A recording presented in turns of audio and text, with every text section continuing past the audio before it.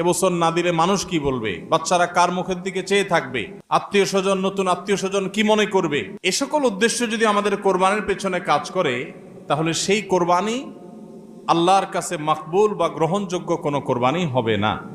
কোরবানি প্রসঙ্গে আল্লাহ রাব্বুল আলামিন বলেছেন, ইন্নামা ইয়াতাকাব্বালুল্লাহু মিনাল মুত্তাকিন। আল্লাহ তাআলা শুধুমাত্র মুত্তাকিদের ত্যাগ, তাদের উৎসর্গ, তাদের কোরবানি, তাদের স্যাক্রিফাইস, এটা আল্লাহ তাআলা কবুল করবেন। অতএব যাদের ভিতরে তাকওয়া নাই, তাদেরটা আল্লাহ তাআলা গ্রহণ করবেন না, কবুল করবেন না।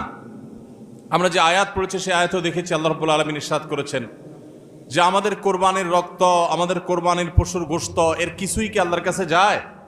কিছুই আল্লাহর কাছে যায় না। অন্য সব ইবাদত, আর্থিক ইবাদত, এটার ফিডব্যাক আমাদের কাছে আসে না সাধারণত। আমরা যখন দান সাদাকা করি, দান সাদাকা করলে ওইটা কি নিজে খাওয়া যায়? যখন দান করি, সাদাকা করি,